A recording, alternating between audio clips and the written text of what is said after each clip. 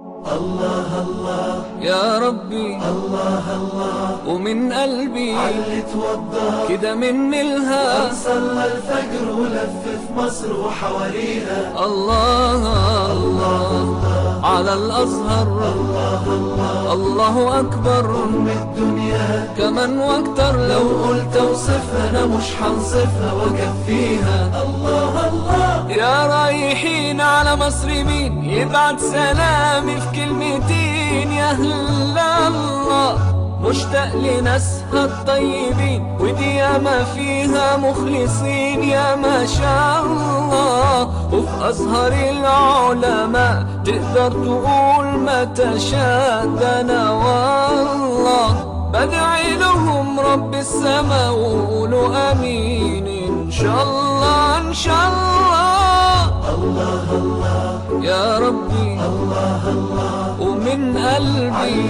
توضى كده من الها صلى الفجر ولف في مصر وحواليها الله الله على الازهر الله الله الله اكبر أم الدنيا كمان واكتر لو قلت اوصفها انا مش هنصفها واكفيها الله الله مصر اللي زارها الخليل سيدنا ابراهيم ونهار وليل مشي فيها استجاب رب العباد لما دعاه موسى الكليم عاش فيها والسيدة العذراء اجتازت الصحراء خطويها واللي كبر على أرضها يوسف نبي وصديق وحماها الله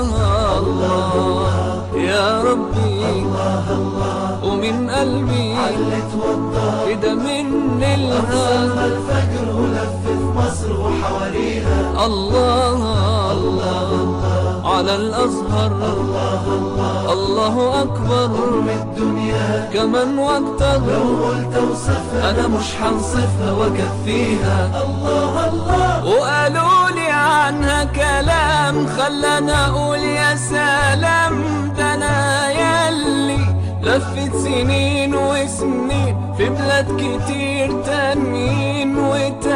وتملي ألاقي ناس بتقول جمالها غير معقول وهو بالي حسيت وانا من اهلها بحاجات تخلي العقل يطير الله الله يا ربي الله الله ومن قلبي علي توضى كده من الها صلى الفجر ولف في مصر وحواليها الله الله على الازهر الله الله الله اكبر أم الدنيا كمان واكتر لو قلت اوصفها انا مش هنصفها واكفيها الله الله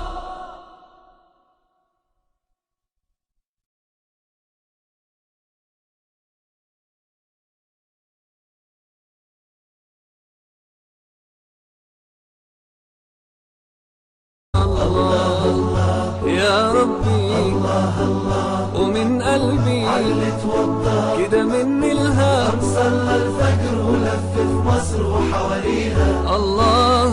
الله على الأزهر الله الله الله أكبر أم الدنيا كمان واكتر لو قلت اوصفها أنا مش هنصفها واكفيها الله الله